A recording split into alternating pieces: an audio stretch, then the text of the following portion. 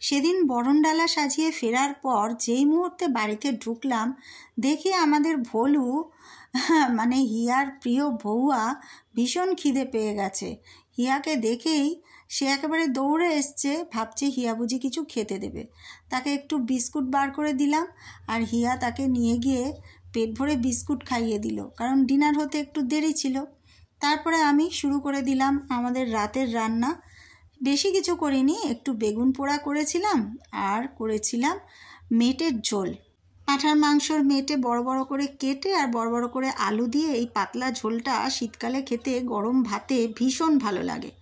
তাড়াতাড়ি করে ডিনার সেরে বসে পড়লাম শ্রী বানাতে, আমি আর মেয়ে। কর্তাও ছিল, পরে দেখাচ্ছি সে কি করছিল। আমি শ্রী বানানোর জন্য নিয়ে এসেছিলাম একটা ছোট্ট কুলো আর একটু ময়দা, একটু চালের গুঁড়ো, 200 করে নিয়েছিলাম, আর 3টে রং আর একটা তুলি। এগুলো সবই কিন্তু গুছিয়ে রাখা ছিল বাবুয়ার বাড়িতে। সেগুলো রাত্রিবেলা সঙ্গে করে নিয়ে এসে এখন খাওয়া দাওয়া সেরে নিশ্চিন্তে বসেছি শ্রীটা বানাতে, কারণ পরের দিন যখন বধূবরণ হবে তখন এটা লাগবে।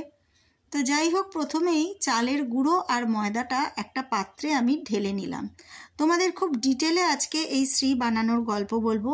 শ্রী এমন একটা জিনিস, আমাদের বাঙালি বিয়ে বলো, পুজো বলো, অন্নপ্রাশন, পৈতে সবেতেই কিন্তু এটা লাগে। এটা শুভ কাজ মাত্রই লাগে, আর এটা বানাতে হয় খুব শুদ্ধভাবে। অল্প অল্প করে গঙ্গা জল ঢেলে ঢেলে এই শ্রীয়ের চালের গুঁড়ো আর ময়দাটা আমি খুব ভালো করে মেখে নেব। একটু শক্ত শক্ত করে মেখে নেব, খুব বেশি নরম যেন না হয়ে যায়, আবার বেশি শক্তও যেন না হয়, তাহলে ফেটে যাবে। মেয়ে এই 3টে রং দিয়ে সাজাবে কুলোটা। তো এটা ওর কাজ, ও শুরু করে দিয়েছে আমার সাথে সাথে কুলোয় আলপনা দেওয়ার কাজ। আর আমি এই শ্রীটার যখন মাখছিলাম, আমাকে জিজ্ঞেস করছিল আমার মেয়ে যে মা, এই শ্রীয়ের এই ময়দা আর চালের গুঁড়োটা বাঁধনটা হবে কি করে, এর মধ্যে কি তুমি ফেভিকল মিশাবে? এই জন্যেই পরের জেনারেশনের জন্যে এই কাজগুলো, ভিডিওগুলো তৈরি করে রাখা আমাদের খুব দরকার। কারণ প্রাচীন যে পদ্ধতি, সেই পদ্ধতিতে অনেক কিছুই হয় যা আমরা এখনকার জেনারেশন কিছুই জানি না, আমরাও জানতাম না, দেখতে দেখতে শিখেছি। এটা মাখবো আমি কাঁঠালি কলা দিয়ে। এই কাঁঠালি কলা, চালের গুঁড়ো আর ময়দাটা এত সুন্দরভাবে একটা মণ্ড তৈরি হবে যে এর মধ্যে কোনো রকম আঠা লাগবে না, এতেই একদম শক্ত হয়ে শ্রীটা দাঁড়িয়ে থাকবে। এবং সেটাই হচ্ছে ম্যাজিক। এর মধ্যে আলাদা করে কিন্তু ফেভিকল জাতীয় কোনো রকম আঠা আমি মেশাইনি। মেয়ে কুলোটা প্রায় আঁকা শেষ করেই এনেছে, কিন্তু আমি দেখলাম আমি খাটে বসে ঠিক হাতের জোরটা পাচ্ছিলাম না এই ময়দাটা মাখার, তাই জন্য উঠে আবার টেবিলে চলে গেছি। গিয়ে খুব ভালো করে এই ময়দাটা, চালের গুঁড়োটা আর কলাটা একদম মিহি করে চটকিয়ে নিয়ে মাখতে হবে, যাতে একটুও দানা না থাকে। কুলোর সাজ প্রায় শেষ হয়েই এসছে। মেয়ে অনেক যত্ন নিয়ে, অনেক সময় লাগে এগুলো করতে আর কি। আর সত্যি নিরিবিলি না হলে এটা হয় না, সকালে অনেক রকম কাজ থাকে, সেই কারণে আমরা নিরিবিলিতে নিশ্চিন্তে বসে মজা করে গল্প করছি, গান করছি আর কাজটা করছি। শ্রীয়ের কাজ কিন্তু খুব নিষ্ঠা ভরে করতে হয়। যাই হোক, মেয়েও প্রায় কুলো শেষ করে এনেছে রং করা। আর আমি এই চালের যে মণ্ডটা, এটাকে 4টে ভাগে ভাগ করে নিয়েছি। একটা ভাগ থাকবে সাদা, আর একটা ভাগ থাকবে লাল, তারপরে হলুদ, সবুজ। এই 3টে রঙে আমি এই মণ্ডগুলোকে রাঙিয়ে তুলব। ভালো করে চটকে মেখে নিয়েছি, আর হাতের অবস্থা দেখো, সে তো হবেই। একটা একটা করে রং মেলাচ্ছি আর একবার করে গিয়ে হাত ধুয়ে আসছি। এই করতে করতে আমাদের সব কাজ গল্প করতে করতেই করেছি, তাই জন্যে খুব একটা বোর হয়নি কেউই। রাত হয়তো একটু বেশি হয়ে গেছিলো, প্রায় আমরা শুয়েছি সেদিন রাত 3:30-র সময়। যাই হোক, সেটা কোনো কথা না। একটা উৎসব অনুষ্ঠান বাড়িতে লাগলে, একটা শুভ কাজে এইসব করতে পারলে আমার তো ভীষণই ভালো লাগে। আর কার কেমন লাগে জানি না, কিন্তু আমাদের সত্যি এইসব কাজ করতে ভীষণই ভালো লাগে। তারপরে হলুদ আর লাল রঙটাও ভালো করে মেখে নিয়েছি, সবুজ, হলুদ, লাল আর সাদা, এই 4টে মণ্ড আলাদা আলাদা বাটিতে নিয়েছি, যাতে একের রং অন্যের গায়ে না লেগে যায়। কুলোর সাজ প্রায় শেষ, কিন্তু তার ওপরে আরও কিছু আঁকিবুকি হবে। আমি একটা চূড়ো মতো করে নিলাম, এটা চূড়ো বা শিঙা যাই বলো, সেই রকম একটা শেপ দিতে হবে। তার চারিপাশটায় ঘুরিয়ে ঘুরিয়ে এই শ্রীটা তৈরি হবে। প্রথমে এটা বসালাম কুলোতে, কুলোতে যখন বসিয়েছি তখন কিন্তু উলু দিয়ে বসাতে হবে। সাথে চলছে আমাদের তুমুল আড্ডা। আগের বিয়েতে পারলে নিজেই একটা করে কতদিন বিয়ে করে বেচারা।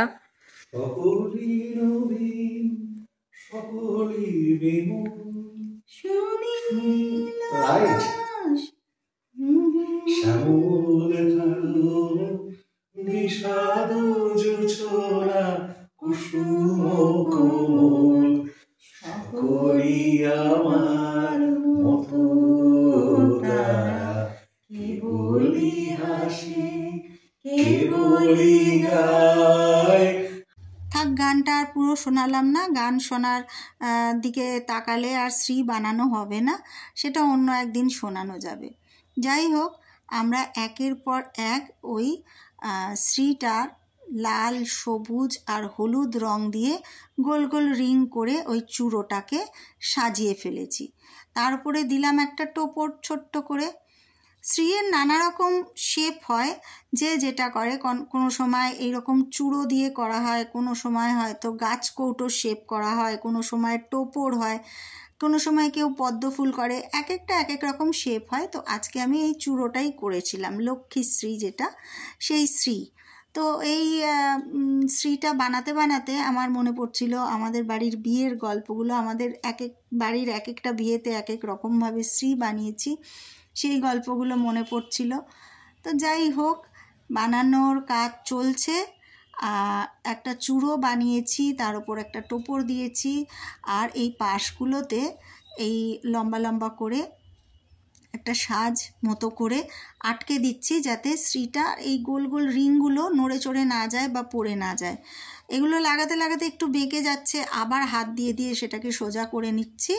এবার দেখো মোটামুটি একটা গেট আপ এসে গেছে। এর মধ্যে আরও কিছু ডিটেলিং থাকবে, আরও কিছু কারুকার্য থাকবে।